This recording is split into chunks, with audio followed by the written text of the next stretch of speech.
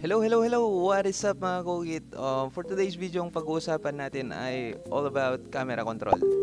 Ayan. Since meron pong nagtanong sa isang video natin sa YouTube, ito siya, from Sir Eljan. Ang tanong ni Sir is, Boss, paano ka po naglagay ng cam yung lumalabas dyan sa Lightburn? So ito po yung tinutukoy ni Sir. Um, but first, ano nga ba yung silbi ng camera dito sa Lightburn? Para mas mapaliwanag ng maayos, may ipapanood na lang akong video, YouTube video. So, ganito siya. Play ko na.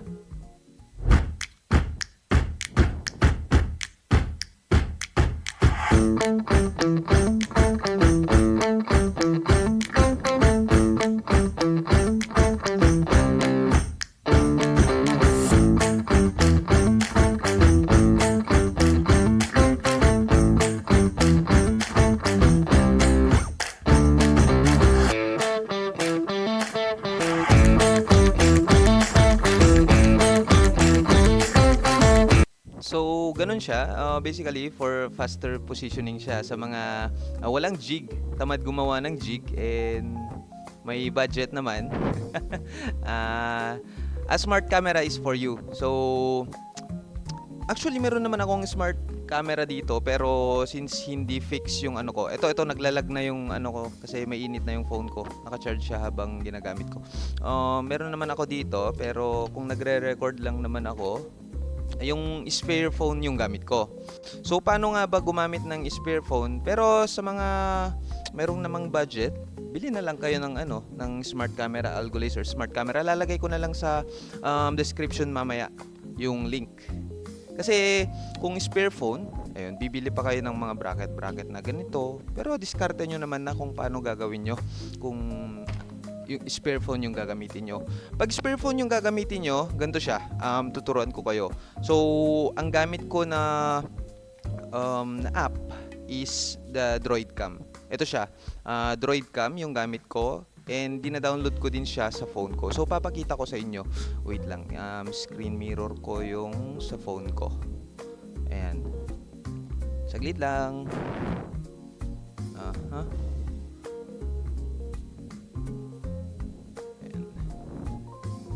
Local cast.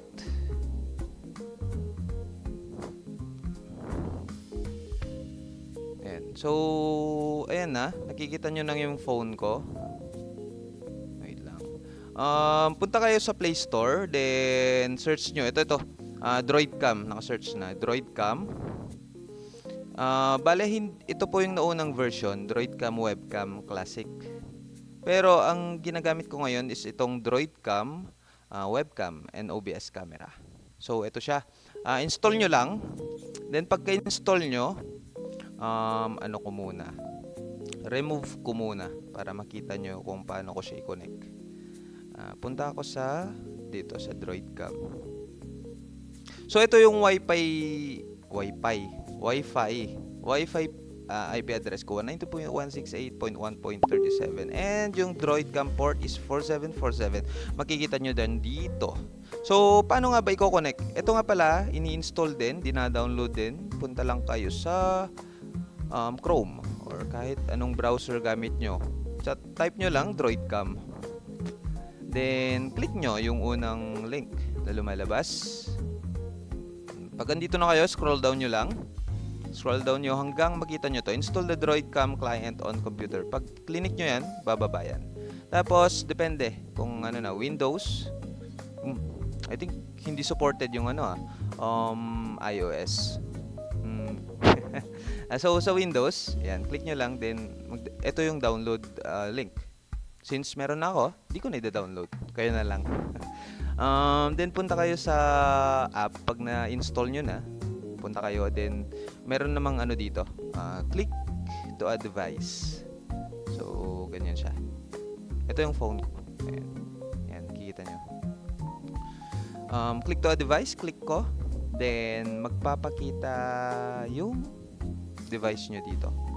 Wait lang, refresh ko. Ba't wala? Pinapahiya mo ko Ayan na siya. So, Wi-Fi connection. Dapat same Wi-Fi yung connection ng laptop nyo Ayan, naka-connect ako sa Algolaser PH. Ayan. Tapos, click nyo to, then add selected device. Tapos antayin nyo lang, ayun na siya. Connected na siya. Ito yung phone ko, ito yung sa computer. Ayan. Oh, yung may mga budget, skip nyo na to. Bili na lang kayo ng Algolaser Smart Camera. Lalagay ko yung link sa sa description or sa comment section ng video. So paano nga ba i-connect sa Lightburn? Ayan na. Ito na. Punta na tayo sa Lightburn. Ayan, naka-connect na agad. Nan ko muna. So pag wala tong tab na to, yung camera control, pwede kayong mag-right click dito, right click dito kahit saan. Ayan. Di naman kahit saan. Basta dito sa mga to, sa ibang, ayan, sa mga to, pwede kayong mag-right click dyan. Pero pinapahirapan ko lang sarili ko, no? Punta kayo sa Windows, then hanapin nyo yung, hanapin nyo yung camera control. Ayan, naka-enable na sa akin. Camera control. So, pag andito na siya, maaring wala dito, maaring mapunta dito pag kayo nag-enable. So, pag andito na, may drop down arrow dito. Click nyo lang, then Droid Cam Video. Makita nyo yan. Droid Cam Video. Ayan na siya. Ayan. Lagi lang yung ko. Kasi mainit. Sorry. Since yun lang yung tanong ni sir, paano ko nilalagay yung dito? Yung camera. Yun lang sasagutin ko. Hindi ko na i-walk through yung kung paano i-connect yung i-calibrate. Meron dito. Ayan, calibration, camera calibration. Meron naman siya sa YouTube. Ito siya. Connect. Ayan. Search nyo lang. Ayan, mga keyword na yan. How to use Algolaser. Ayan siya. Meron namang tutorial dito, 'di ba? So, makikita nyo dyan. Kung spare phone man yung gagamitin nyo, eto, pwede nyong sundan to. Downloadable naman yung pattern na yan. Pero kung bibili kayo ng smart camera ng Algolaser, doesn't matter kung Algolaser man o hindi. Pwede kahit ibang brand. So, meron kasamang ganito. Pero downloadable naman to. Yung file na ito. Tapos piprint nyo na lang. Andito siya. Wait lang. Laser tools. Calibrate camera lens. Ito siya click here to download calibration pattern. Ayan. So, sana nasagot ko yung tanong ni sir. Sorry, medyo natagalan.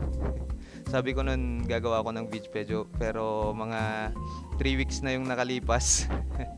Sorry po sir. Ayun. So, kung may mga tanong pa kayo or may mga gusto kayong malinawan, as long as alam ko yung sagot, comment kayo sa sa video na to, then try natin gawan ng video. Sasagutin ko, try ko gawan ng video. Then ayun. Sana nakatulong tayo ngayong araw. Kung hindi man, okay lang. And as always, happy engraving. So ayun, hanggang dito na lang tayo. Bye-bye. Thank you.